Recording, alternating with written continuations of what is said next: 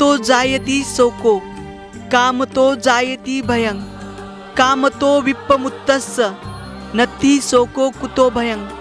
काम से शोक उत्पन्न होता है, काम से भय उत्पन्न होता है। काम से विमुक्त व्यक्ति को शौक नहीं होता, फिर भय कहाँ से होगा।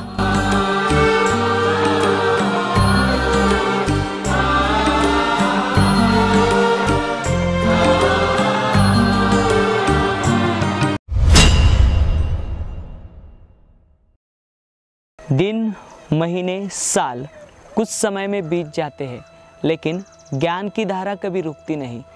धर्म अनेक उत्पन्न होते हैं, लेकिन धम्म नहीं, क्योंकि सभ्यता वही रहती है, सिर्फ लोग नहीं। जय भीम, नमो बुद्धाय। स्वागत है आप सभी का आपके चहेते चैनल पर, जिसका नाम है बोधिसत्व।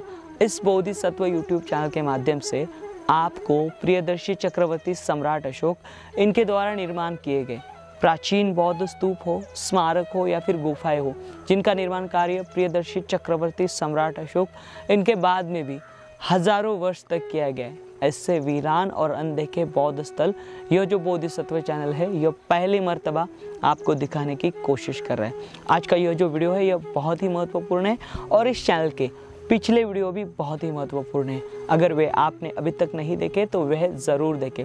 आज का यह जो वीडियो है यह तेलंगाना राज्य का है और तेलंगाना राज्य के पेड्डापल्ली नाम का जो जिला है, यहाँ पर इलीगड्डू नाम का जो मंडल है, यहाँ के बहुत ही प्रसिद्ध ऐसा बौद्ध स्थल है, लेकिन यहाँ पर यह आज भी वीरान है और इस बात का दुख होता है यहाँ पर लोगों में इसके प्रति कोई भी जागरूकता नहीं है।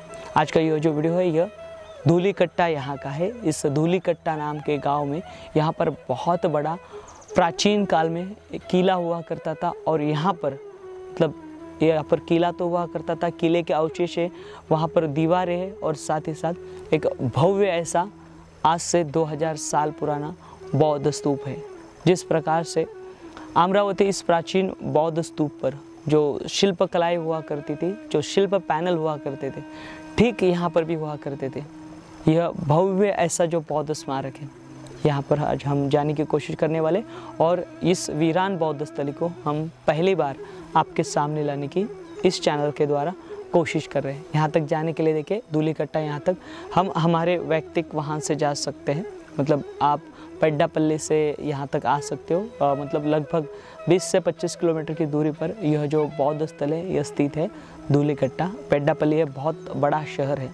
यहाँ पर आप आपके व्यक्तिगत वाहन से आ सकते हो अथवा शासन प्रशासन के बसेस का इस्तेमाल कर इस धूलीकट्टा इस गांव तक आ सकते हो। तो चलिए आज का यह जो वीडियो है यह वीडियो हम शुरू करते हैं। यह वीडियो शुरू करने से पहले आपसे अनुरोध है, अगर आप इस चैनल पर नए हो तो इस चैनल को अभी सब्सक्राइब करें, ताकि इस चैनल पर इस प्रकार के आने वाले वीडियो आप सबसे पहले देख पाओगे। तो चलिए आज का वीडियो हम शुरू करते हैं।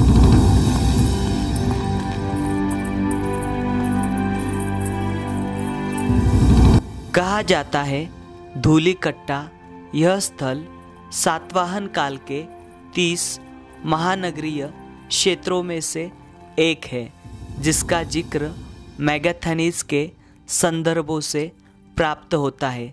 धूलीकट्टा यह मूलतः धूलीकोटा का संस्करण है, जिसका शाब्दिक अर्थ यहाँ के आसपास पाए जाने वाले किले होता है। इस कारण इस क्षेत्र को धूलीकट्टा कहा जाने लगा।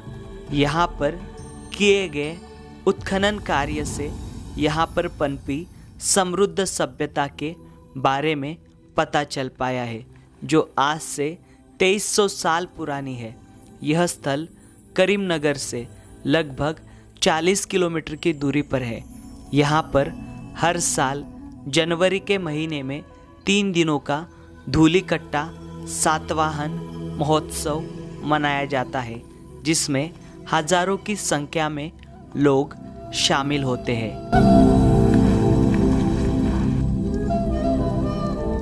हम आए हुए हैं तेलंगाना राज्य के पेड्डापल्ली डिस्ट्रिक्ट के इलीगेडू नाम का जो मंडल है, यहाँ पर धूलीकट्टा यहाँ का जो गांव है, इस गांव के आगे धूलीकट्टा इस प्राचीन बौद्ध स्तूप यहाँ पर जाने वाले मार्ग पर देखिए जो बौद्ध स्तूप है, देखिए आपको ये रास्ता दिखाई दे रहा है, कच्चा रास्ता है। इसी रास्ते से हमें आगे बढ़ना है। लगभग 1 किलोमीटर की जो यात्रा है हमें पैदल करनी है, या फिर अगर आप यहाँ पर हमारे पास अगर 2 व्हीलर होती तो हम 2 व्हीलर से ये जो स्थली है यहाँ तक जा पाते। हमारे साथ यहाँ के स्थानिक भी है, वह आपको आगे इस वीडियो में जानकारी देंगे। ये जो महत्वपूर्ण है सब बौद्ध स्तूप है, जो पहली बार आपको इस बोधिसत्व यूट्यूब चैनल के माध्यम से हिंदी में देखने को मिलेगा और हिंदी में इसकी जानकारी आपके सामने आ रही है। और इसी प्रकार से आने वाले समय में हमने आपको अब तक आंध्र प्रदेश राज्य के लगभग बहुत सारे स्थल दिखाए हैं, और वह सारे स्थल और वह सारे वीडियो हिंदी में पहली बार आपके सामने आए थे। और अभी तेलंगाना राज्य के ये सारे स्थल हिंदी में पहली बार आपके सामने आ रहे। हम यहाँ पर आभार व्यक्त करेंगे बुद्धवनम जो टीम है उनका, और स्पेशल ऑफिसर मल्लेपल्ले लक्ष्मण साहब का हम आभार व्यक्त करेंगे, क्योंकि उनका साथ सहयोग इस चैनल को यहाँ पर तेलंगाना राज्य में हो रहा है, क्योंकि उनके साथ सहयोग से हम यहाँ के स्थानिक जो लोग हैं इनसे जुड़ पा रहे हैं।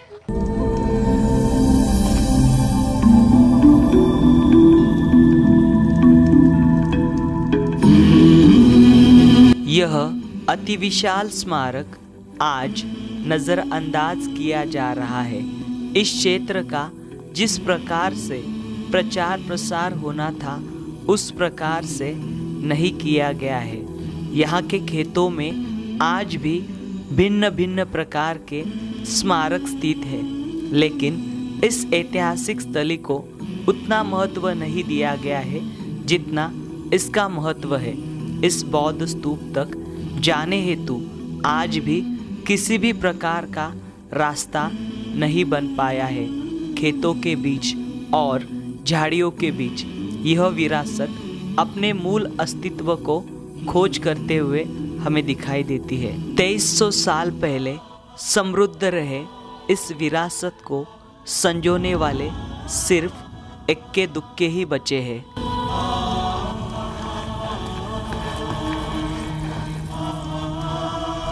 अभी हम देखें यहाँ पर ये जो क्षेत्र आपको दिखाई दे रहा है ये 80 एकड़ में फैला हुआ है। यहाँ पर पूरी खेती है इस क्षेत्र में, और ये जो क्षेत्र है 80 एकड़ में फैला हुआ एक प्राचीन काल का किला है। और यहाँ पर देखिए इस प्रकार के अलग अलग पॉटरी स्पॉट और ईंटें, और ये देखिए अलग अलग उस समय में इस्तेमाल लाए जाने वाले जो बर्तन हैं। यहाँ पर हम रास्ते से जा रहे हैं तो रास्ते से जाते समय यह हमें यहाँ पर दिखाई दे रहे हैं और ये मिल रहे हैं। तो ये लगभग 2000 साल पुराने सारे अवशेष जो है हमें यहाँ पर दिखाई दे रहे हैं। तो ये जो क्षेत्र है यह कोई आम स्थल नहीं है, बहुत बड़ा स्थल है। और यहाँ पर यहाँ के जो ग्रामस्थ थे मेरे साथ अभी, उन्होंने कुछ मुझे यहाँ पर दीवार दिखाई, जो इस पूरे क्षेत्र में अलग अलग प्रकार के दीवार या फिर अलग अलग प्रकार का जो कंस्ट्रक्शन है वह फैला हुआ है। यहाँ पर रोमन हो या फिर ग्रीक हो या फिर मैगथनीज हो, यहाँ पर वो यहाँ पर मतलब उनका यहाँ पर अस्तित्व था, क्योंकि वहाँ उनके भी अवशेष यहाँ पर से पाए गए थे। तो चलिए हम चलेंगे अभी ये बौद्ध स्तूप के पास। देखिए अभी हम धूलीकट्टा गांव में आए, तो धूलीकट्टा गांव में हमें लगा कि यहाँ पर कुछ तो बोर्ड होगा, मतलब यहाँ पर इन्फॉर्मेशन का कि इस गांव में प्राचीन बौद्ध स्तूप है। उसके बाद हम आ गए जहाँ से ये स्तूप को आने के लिए रास्ता है, वहाँ पर भी हमने देखा, वहाँ पर भी किसी भी प्रकार का बोर्ड, एक तो आर्कियोलॉजिकल डिपार्टमेंट का भी नहीं है, और साथ ही साथ यहाँ पर भारतीय पुरातन जो पर्यटन विभाग है यहाँ का, उनके द्वारा किसी भी प्रकार का जो बोर्ड है लगाया नहीं गया। ये जो पहले अभी तेलंगाना राज्य है ये डिवाइड हो, मतलब ये आंध्र प्रदेश पहले का जो था ये डिवाइड हो चुका है। अभी हम तेलंगाना राज्य में है, मतलब ये वाला जो क्षेत्र है जिसे तेलंगाना कहते हैं, इस क्षेत्र में यहाँ के जो बुद्धिस्ट बौद्ध स्थल है, इन बौद्ध स्थलों के यहाँ पर आने के लिए किसी भी प्रकार का सूचना फलक और किसी भी प्रकार के रास्ते जो है हमें दिखाई नहीं देते। अभी हम जिस स्तूप के पास जा रहे हैं बहुत ही महत्वपूर्ण ऐसा स्तूप है, और इस स्तूप के यहाँ पर जाने के लिए किसी भी प्रकार का मार्ग नहीं है। देखिए अभी हम खेती में से जा रहे हैं, और ये भी जो इलाका है ये आप खेत खलिहान देख रहे हो, ये भी कोई नॉर्मल इलाका नहीं है, ये भी एक किले के ऊपर बसा हुआ क्षेत्र है। लेकिन आप देखोगे यहाँ का स्तूप देखोगे और स्तूप की भव्यता देखोगे तो आप यहाँ पर सोचने पर मजबूर हो जाओगे कि इतना बड़ा स्थल होकर भी यहाँ पर किसी भी प्रकार की जो सुविधा है वह मुहैया क्यों नहीं कराई गई।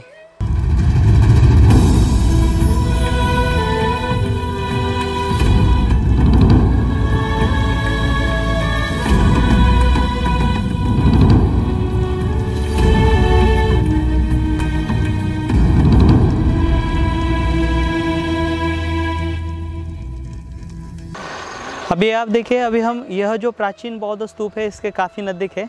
यहाँ पर एक हुसैन मियाँ नाम की जो नदी है जो लगभग 60 किलोमीटर की है, ये अभी यहाँ पर रास्ते में है, तो ये पार करके हमें आगे बढ़ना होगा। देखिए यहाँ पर पानी यहाँ पर है, गहरा है थोड़ा, तो देखिए यहाँ तक आने के लिए हमें ऐसे आना पड़ता है।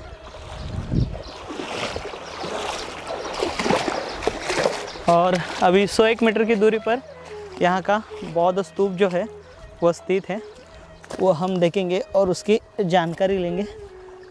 देखिए यहाँ पर कपड़े जो है गीले होते हैं। चलिए बढ़ेंगे।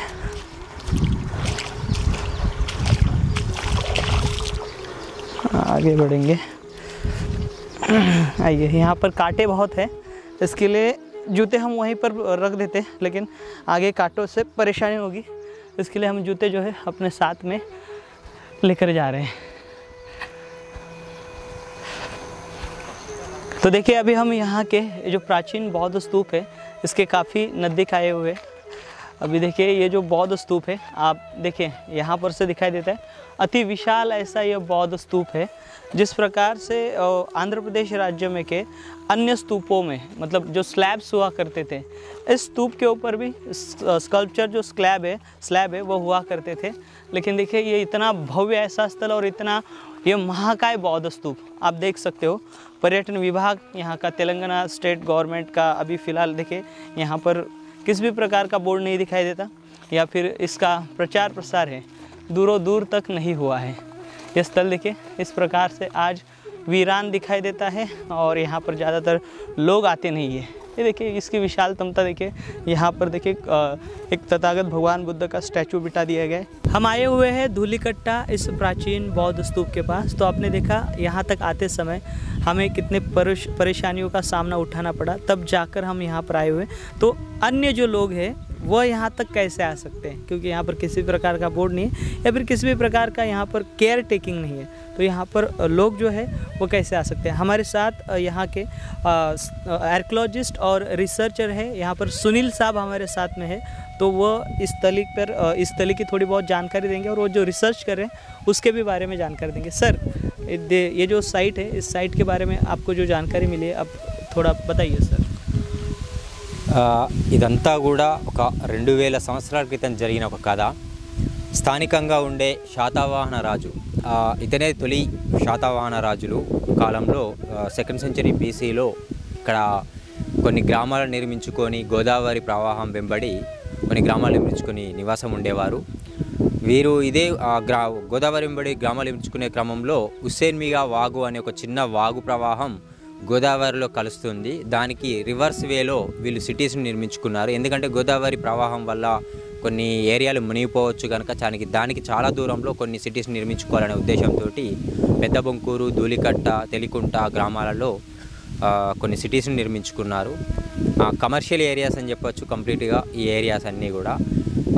వీరికి జ్ఞానబోధ చేయడానికి, ఇక్కడ ఉండే వారికి మంచి చెడు చెప్పడానికి కొంతమంది బౌద్ధ భిక్షువులు ఈ ప్రాంతానికి వచ్చారు. వారికి డొనేట్ చేస్తూ అప్పటి శాతవాహన రాజులు ఈ బౌద్ధ స్తూపాన్ని నిర్మించారు. దీనికన్నా ముందు తెలికుంటలో ఒక బౌద్ధ స్తూపాన్ని నిర్మించారు. అయితే అక్కడి తెలికుంటలో ఉన్న బౌద్ధ స్తూపం అంటే ఆ ప్రదేశం, ఆ స్థలం చాలా చిన్నగా ఉంటుంది. ఒక 20-30 మందితోటే నిండిపోతుంది. అదొక హిల్ ఏరియా, ఒక కొండపైన ఆ బౌద్ధ స్తూపం నిర్మించారు కనుక అది కంఫర్ట్ లేదని కొంచెం ఫ్లాట్ ఏరియాలో, కొంచెం ఎక్కువగా ఫ్లాట్ ఉండే ఏరియాలో, జనావాసానికి దగ్గరగా ఉండే ఏరియాలో బౌద్ధ స్తూపాన్ని నిర్మించారని అక్కడి నుంచి ఇక్కడికి బౌద్ధ స్తూపాన్ని ట్రాన్స్ఫర్ చేశారు. అంటే ఇక్కడ నిర్మించుకున్నారు. తర్వాత కాలక్రమేణా ఎప్పుడైతే శాతవాహనుల రాజ్యం అంతమైపోయిందో దాని తర్వాత వచ్చిన చాళుక్య టైంలో కంప్లీట్గా బౌద్ధాన్ని తగ్గించుకుంటూ వచ్చారు. ఆ టైంలో జైనము, వైష్ణవం, వాట్ ఎవర్ ఇట్, ఆ మతాలన్నీ కూడా ఎక్కువ చేస్తూ బౌద్ధాన్ని తక్కువ చేయడం జరిగింది. అప్పుడు నిర్లక్ష్యానికి గురవడం మొదలైన బౌద్ధ ప్రదేశాలు ఇప్పటికీ కూడా ఆదరణ నోచుకోవడం లేదు. ఇంతకుముందున్న గవర్నమెంట్ అంటే ఉమ్మడి ఆంధ్రప్రదేశ్గా ఉన్నప్పుడు తెలంగాణ ప్రాంతంలో ఏ ప్రాంతంలో కూడా అభివృద్ధి అనేది చూపలేదు. ఇప్పుడిప్పుడే తెలంగాణ వచ్చింది, తెలంగాణను బంగారు తెలంగాణ నిర్మించుకునే క్రమంలో ఇక్కడున్న టూరిజం ప్లేసెస్ని డెవలప్ చేయాలనే కుతూహలంతో కూడా స్థానిక నాయకులు కానీ ఇక్కడి తెలంగాణ ప్రభుత్వం కానీ ప్రయత్నాలు చేస్తుంది. దానిలో భాగంగా 2020 టైంలో దీనికి రోడ్వే నిర్మించాలని ప్రణాళిక రూపొందించారు. బట్ ఆ రోడ్వే నిర్మించే మొదలు పెడదామనే టైంకే కరోనా రావడం, దాంతో ఆ ప్రతిపాదన అనేది వెనక్కిపోవడం జరిగింది. మేబీ ఇంకో 6 monthsలో నెక్స్ట్ బుద్ధ ప్రాజెక్టు బౌద్ధ పూర్ణిమ రోజు ఈ రోడ్ వర్క్ కంప్లీట్ అవుద్ది అని అనుకుంటున్నాం. बहुत बहुत आभार सर। तो ये थे यहाँ के आर्कियोलॉजिस्ट रिसर्चर सुनील साहब। तो इन्होंने इस क्षेत्र के बारे में जानकारी आपको तेलुगु भाषा में दी है। तो उन्होंने यहाँ पर कहा है कि यह जो बौद्ध स्तूप आपको दिखाई दे रहा है ईसा पूर्व 2री शताब्दी का है, यानी यह अति प्राचीनतम ऐसा स्तूप है। और साथ ही साथ यहाँ पर एक फोर्ट हुआ करता था, एक किला हुआ करता था, जो कि यहाँ पर जैसे मैंने आपको जानकारी दी यहाँ के 84 एकड़ में फैला हुआ है। और साथ ही साथ यहाँ पर जिस प्रकार से सातवाहन जो राजवंश है, सातवाहन राजवंश द्वारा यहाँ पर जो स्मारक है इसका निर्माण किया गया है। इससे पहले हमने कोटिलिंगाला यहाँ का स्मारक दिखाया था आपको, जो कि सातवाहना की राजधानी हुआ करती थी। ठीक वैसे ही यहाँ पर भी सातवाहनों का जो अस्तित्व है वह हुआ करता था। और साथ ही साथ इन्होंने चालुक्य के बारे में भी जानकारी दी कि चालुक्य जो राजवंश था उसके अंदर में शैव हुए, वैष्णव हुए, ये जो पंथ है यहाँ पर आए और उनका भी यहाँ पर अस्तित्व था। ऐसी जानकारी जो है यहाँ पर सर के माध्यम से दी। और साथ ही साथ इन्होंने ऐसे कहा कि आंध्र प्रदेश राज्य द्वारा मतलब आंध्र प्रदेश सरकार द्वारा उस समय मतलब आज से 30-40 साल पहले जिस प्रकार से आंध्र प्रदेश इस क्षेत्र में जिस प्रकार से वहाँ के बौद्ध स्थलों को अच्छे से संरक्षण दिया गया है, उसको सुरक्षा दी गई है, ठीक उसी प्रकार से जो तेलंगाना वाला एरिया है जो कि आंध्र प्रदेश का ही एक हिस्सा था, लेकिन इस हिस्से के और ज़्यादातर ध्यान नहीं दिया है या फिर यहाँ पर किसी भी प्रकार का जो यहाँ पर सुविधा मुहैया करानी चाहिए थी इस क्षेत्र में या फिर डेवलपमेंट होना चाहिए था, उस प्रकार का डेवलपमेंट इस क्षेत्र में नहीं हुआ है। ऐसी जो जानकारी है यहाँ पर सर द्वारा दी गई है। तो हम यहाँ के स्तूप की जानकारी लेंगे और अन्य भी जानकारी लेने की कोशिश करेंगे। देखिए यहाँ पर सर यहाँ पर किन्होंने आप लगाया ये बोर्ड, ये किसने बनवाया है यहाँ पर? स्थानिक लोकल लीडर्स। क्या नाम R.S. Praveen Kumar Servos is IPS officer, is inaugurated this place, this statue, but is spending is money is completely about the bhikshus, some different persons and some government spending this money. Recently is 2021 his inauguration this statue, the Bauddha Purnima. Okay दर्शा। तो यहाँ पर देखिए ये अभी recently मतलब यहाँ के जो स्थानिक लोग हैं वो अपने प्रयास कर रहे हैं इस स्थली को अच्छे से सुरक्षा दे या फिर यहाँ पर सुविधा मुहैया करे या फिर इस स्थली को ये बौद्ध स्थल है कर इसके मतलब यहाँ पर उस प्रकार का कार्य किया जाए। वहाँ यहाँ पर जो है स्थानिकों द्वारा अच्छे से काम किया जा रहा है। यहाँ पर तथागत भगवान बुद्ध का स्टैचू लगाया गया है जो कि 15/3/2021 यानी आप कह रहे हैं बुद्ध पूर्णिमा के दिन यह जो स्टैचू है वो लगाया गया है। देखिए इस प्रकार का यहाँ पर स्टैचू है और इसके पीछे हम एक बहुत बड़ा पीपल का जो वृक्ष है वह देख सकते हैं। और देखिए ये जो स्थली है अभी यहाँ पर आप देखिए स्तूप का यहाँ का सामने वाला हिस्सा देखिए बहुत सा डैमेज हो चुका है।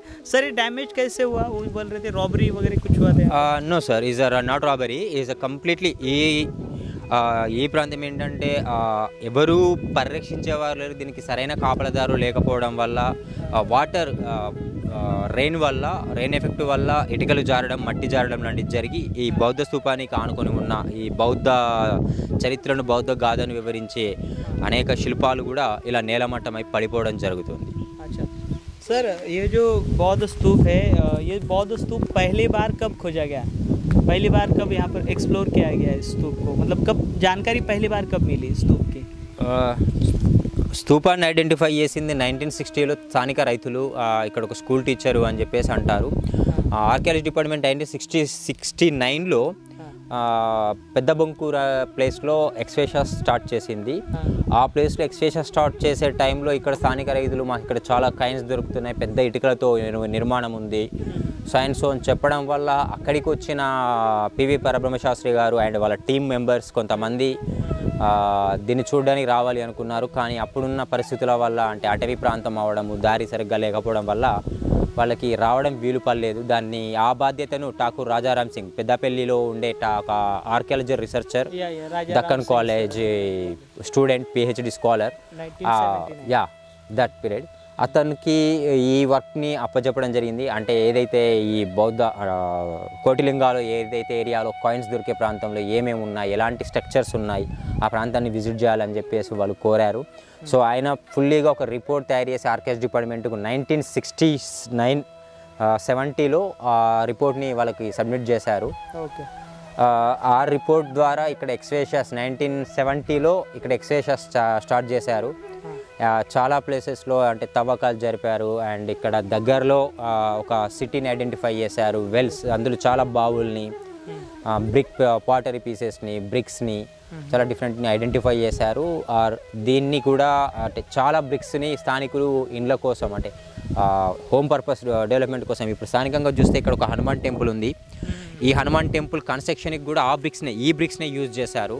సో దానివల్ల చాలా బ్రిక్స్ డ్యామేజ్ అయితే 1975లో కొన్ని బ్రిక్స్ని సేమ్ ఆ పీరియడ్లో ఏ మెథడ్నైతే ఫాలో చేసి ఆ బ్రిక్స్ని కన్స్ట్రక్షన్ చేశారో అదే టైప్ ఆఫ్ ఏన్షియంట్ పీరియడ్లో ఏ మెథడ్నైతే ఫాలో చేసి బ్రిక్స్ని కన్స్ట్రక్షన్ చేశారో అదే పీరియడ్లో టైప్లో అదే స్టైల్లో మళ్ళీ బ్రిక్ను రీకన్స్ట్రక్షన్ చేసి దీని మీద అమర్చారు గతంలోనే. కాకపోతే తర్వాత దీనికి ఒక సెక్యూరిటీ వాల్ అండ్ ఇక్కడ ఒక రూమ్ అంటే విజిటర్స్ కానీ బౌద్ధ భిక్షులు కానీ వచ్చినప్పుడు స్టే చేయడానికి వచ్చిన హోటల్ లాంటిది ప్లానింగ్ కూడా చేశారు ఆ టైంలోనే. అప్పుడున్న కారణాల వల్ల ఏదో ఆర్థిక ఇబ్బందుల వల్లనో దీనివల్లనో ఆర్కియాలజీ డిపార్ట్మెంట్ ఆ పనిని పేపర్ వర్క్ వరకు కంప్లీట్ చేయగలిగిందే తప్ప ఇక్కడ ఫిజికల్గా ఎలాంటి వర్క్ చేయలేకపోయింది. ओके. तो यहाँ पर ये जो साइट है लगभग 1960 के आसपास सामने आई थी. उसके बाद यहाँ पर 1970 के आसपास उत्खनन कार्य किया गया और यहाँ पर ये जो स्तूप है, स्तूप की जो ईंटें है, यहाँ पर एक पास में हनुमान मंदिर है, उसके इस्तेमाल में उसका इस्तेमाल वो मतलब यहाँ की ईंटें वहाँ पर इस्तेमाल में लाई गई है, ऐसी जानकारी यहाँ पर ये सर द्वारा मिल रही है हमें. सर अभी यहाँ पर देखिए आप, अब यहाँ पर आइए, देखिए यहाँ से देखिए जो स्तूप आप देख रहे हो बहुत विशाल ऐसा स्तूप है और इसके 4 कोने हैं. 4 कोने लाइक ये लगभग 15 फीट के कोने होंगे. तो ऐसे 4 कोने हैं. जिस प्रकार से प्राचीन स्तूप को मतलब हम भारत भर में के देखते हैं, देश भर में के, तो तोरण जिस प्रकार से 4 होते हैं, मतलब 4 जगह पर से यहाँ पर प्रेयर की जाती थी 4 कोने पर से. तो यहाँ पर ये 4 कोने हमें दिखाई दे रहे हैं और साथ ही साथ इसका प्रदक्षिणा पथ ऊपर के हिस्से में हमें दिखाई दे रहा है, बहुत सर्कल. सर ये कितना डायमीटर का है, कितना व्यास का है ये? कंप्लीटली 100 मीटर्स డయాగ్రామే. ఇదంతా కూడా ఒక 100 మీటర్ల డయాగ్రామ్ తోటి ఉంటుంది, విశాలమైంది. ఆ పైన కూడా ఒక 50 డయాగ్రామ్స్ తోటి, అంటే ఈ కింది ప్రాంతం ఏదైతే ఈ 4 వైపుల డైమెన్షన్స్ ఉన్నాయో ఈ ప్లేసెస్లో శిష్యులు, ఆ పైన స్టెప్లో గురువులు ప్రేయర్ చేసే విధంగా కన్స్ట్రక్షన్ చేయడం జరిగింది. అయితే స్తూపాల్లో ఏంటి అంటే సింగిల్స్ స్టేజెస్ మాత్రమే ఉంటాయి. బట్ ఇక్కడ ఏంటి అంటే శిష్యులకి వేరే ప్లేస్, గురువులకి వేరే ప్లేస్, అండ్ వచ్చిన పీపుల్స్ విజిటర్స్కి కూడా ఈ ప్లేస్లో డయాస్ అరేంజ్ చేయడం జరిగింది.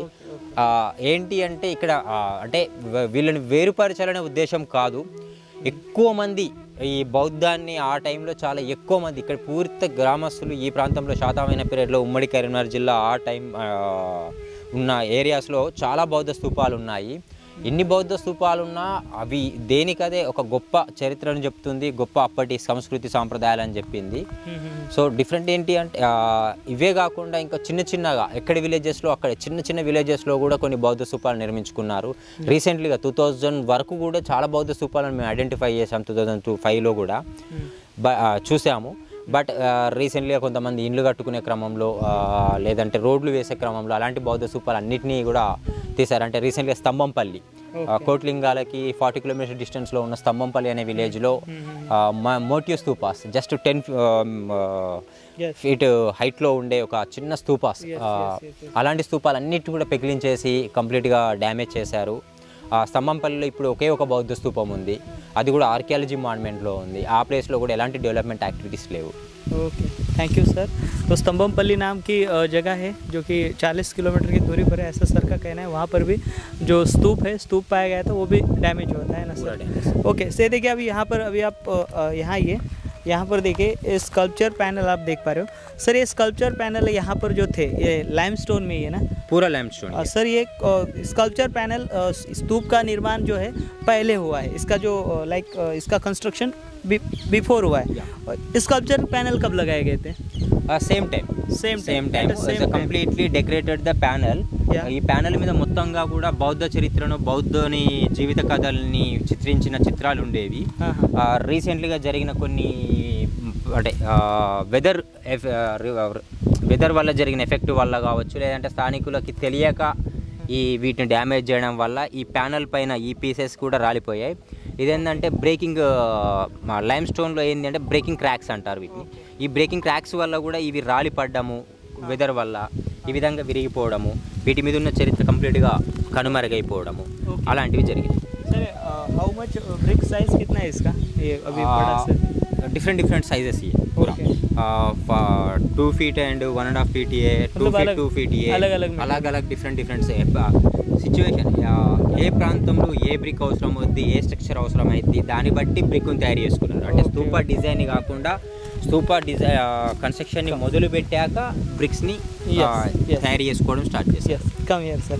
तो देखिए यहाँ पर अभी हमने इस स्कल्पचर पैनल देखे, यहाँ पर बहुत डैमेज हुआ है, आगे नहीं दिखाई देगा लेकिन यहाँ पे हमें डैमेज दिखाई देगा क्योंकि इसके ऊपर देखिए स्तंभ भी बनाए गए थे अलग अलग प्रकार के. यहाँ पर ये स्तंभ हमें दिखाई दे रहा है जो कि अष्टकोणी पिलर अमूमन जो केव्स में इस्तेमाल में लाया जाता था या फिर स्मारक पर हम देखते हैं. तो यहाँ पर ये है टूटा हुआ है पैनल पूरा. Sir okay no problem. देखिए यहाँ पर एक पैनल है पूरा शिल्प का, तो ये लगभग 4-1 फीट का है और यहाँ पर आपको अलग अलग कलाकृति दिखाई दे रही है. तो सर इसके बारे में बताइए आप. ఈ ప్యానెల్ మొత్తంగా చూసుకుంటే మనకి బౌద్ధ వృక్షము అండ్ బౌద్ధునికి సంబంధించిన కొన్ని కనబడుతున్నాయి. అయితే ఈ బౌద్ధ వృక్షం మధ్యలో ఒక చిన్న బౌద్ధ విగ్రహం ఉండేది. ఎందుకంటే ఈ ప్యానెల్ని బట్టి మనము చూస్తేనే అర్థమైపోతుంది. యక్షులు ఈ ప్లేస్లో మనం చూసుకుంటే ఒక యక్షాస్ అండ్ మామిడి చెట్లు అండ్ తామర పువ్వులు ఇలాంటివన్నీ కనబడుతున్నాయి. ఇవి శాతవాహన టైంలోనే కన్స్ట్రక్షన్ చేశారు అనడానికి సింబాలిక్గా కూడా శాతవాహన కైన్స్లో ఏదైతే ముద్రికలు ఉంటాయో సో అలాంటి ముద్రికలు, శంకులు, తోరణాలు ఇలాంటివి ఉన్నాయి. ఇక్కడ కూడా అంటే చిన్న చిన్న బౌద్ధ విగ్రహాలు ఉండేవి. బౌద్ధ చరిత్రను కానీ బుద్ధుని గాథను కానీ బుద్ధుని లైఫ్ స్టైల్ని కానీ ఎక్స్ప్లెయిన్ చేయడానికి అవన్నీ కూడా కాలక్రమేణా 2000 సంవత్సరాల నుండి కనుక చాలా వరకు డ్యామేజ్ అయ్యాయి. जी तो देखिए जिस प्रकार से हमने आंध्र प्रदेश राज्य के अन्य स्तूपों की जानकारी ली जिसके अंदर तथागत भगवान बुद्ध के जीवन से जुड़े जातक कथाएं हो या फिर कुछ सिंबॉलिक हो जैसे त्रिरत्न हो या फिर यहाँ पर स्तूप हो अलग अलग प्रकार के, वह जो सारे शिल्प है यहाँ पर अंकित किए गए थे. देखिए यहाँ का जो स्तूप है आप यहाँ से इसे प्रॉपर देख पाओगे. यहाँ पर लगभग अभी हम यहाँ पर फिलहाल 3 लेयर दिखाई दे रहे. ये देखिए एक जो लेयर है यहाँ पर हमें ये 4 फीट के आसपास का लेयर दिखाई दे रहा है. ऊपर 2 से 3 फीट का लेयर दिखाई दे रहा है. अंदर देखिए स्तूप का मेन लेयर दिखाई दे रहा है. यहाँ पर 3 लेयर में बटा हुआ है और इसके 4 कोने हैं जो लगभग 15-15 फीट के यहाँ पर इसके 4 कोने हमें दिखाई दे रहे हैं. तो देखिए अभी हम स्तूप के एक दूसरे हिस्से में आए हुए. यहाँ का सरफेस आप देख सकते हो कितना क्लीन और नीट है. अगर यहाँ पे अच्छे से इसकी साफ़ सफाई रखी जाए तो ये बहुत ही सुंदर ऐसा स्तूप है. बहुत ही इसकी विशालता और इसकी सुंदरता देखकर लोग जो है वो भावुक ज़रूर होंगे. देखिए पूरे पैनल देखिए बहुत ज़्यादा चौड़े भी थे. ये लगभग देखिए आधे फीट के आसपास ये चौड़े थे और लंबाई में देखिए लगभग ये 4-1 फीट के लंबा मतलब हाइट में भी 4-1 फीट के थे और बहुत ही देखिए यूनिक है और बहुत ही अलग अलग प्रकार की जो डिज़ाइन है. यहाँ पर से एक शिल्प जो है वो बरामद किया गया था मुचलिंद नागा का. देखिए हम नाग जो है बुद्धिज़्म में उसका बहुत ज़्यादा महत्व है क्योंकि तथागत भगवान बुद्ध का संरक्षण नागों द्वारा किया गया था और बुद्ध धर्म का प्रचार प्रसार भी नागों द्वारा किया गया था. इसके कारण हमें यहाँ पर ये जो शिल्प है नागों के या फिर त्रिरत्न हो या फिर स्तूपों से अंकित हो ये शिल्प हमें यहाँ पर दिखाई देते हैं. देखिए यहाँ पर अलग अलग प्रकार के प्राणी है. देखिए यहाँ पर सिंह है. ये देखिए इस स्तंभ के ऊपर आपको सिंह दिखाई देंगे. ये पूरे आकार में है और अभी हमने यक्षा भी देखा वहाँ पर. तो ऐसे अलग अलग प्रकार के चित्रों के साथ ये जो पैनल है यहाँ पर हमें दिखाई देंगे. एक जो पैनल है देखो इसको ढकेल दिया गया या फिर ये गिर गया है. देखिए इसका हिस्सा और यहाँ पर एक है जो कि अपनी मूल अवस्था में है और यहाँ पर एक यहाँ के लोकल लोगों द्वारा यहाँ पर तथागत भगवान बुद्ध का स्टैचू बिठा दिया गया है. देखिए इस प्रकार से हमें दिखाई देता है. और ये सारे पैनल देख रहे हो यहाँ पर एक सुरक्षा कर्मी शायद से रखा गया है जो कि इस जगह की केयर टेकिंग करता है, अभी हमने देखा वो आए हुए हैं। और देखिए ये पैनल देखिए, इसके अंदर आपको हाथी दिखाई दे रहे हैं और ये जो फूल है, फूलों के यहाँ पर जो शिल्प है वो दिखाई दे रहे हैं। तो ऐसे बहुत ही पैनल यहाँ पर आधी अधूरे अवस्था में है, टूटे फूटे हैं। और यहाँ पर देखिए ये जो स्थली है, यह स्थली एक प्रोटेक्टेड स्मारक का इससे दर्जा दिया गया है। उसका बोर्ड जो है अभी यहाँ से आएंगे सामने से तो हमें दिखाई देगा। यहाँ पर एक बोर्ड भी है, जो कि बोर्ड कुछ इस प्रकार से यहाँ पर लगाया गया है, जो कि काफ़ी पुराना हो गया है। यहाँ पर इसका प्रोटेक्टेड मॉन्यूमेंट का जो एक्ट है उसकी यहाँ पर जानकारी दी है। ये देखिए department of archaeology and museum, government of Andhra Pradesh, मतलब स्टेट आर्कियोलॉजी का ये जो बोर्ड है यहाँ पर दिखाई देता है। यानी ये जो साइट है, इतनी बड़ी भव्य साइट, यह स्टेट आर्कियोलॉजी मतलब यहाँ का राज्य पुरातत्व विभाग जो है उनके दायरे में ये जो स्थली है वो आती है। तो हमने इस प्रकार से ये जो स्तूप है, स्तूप की जानकारी जो है आपको देने का प्रयास किया है।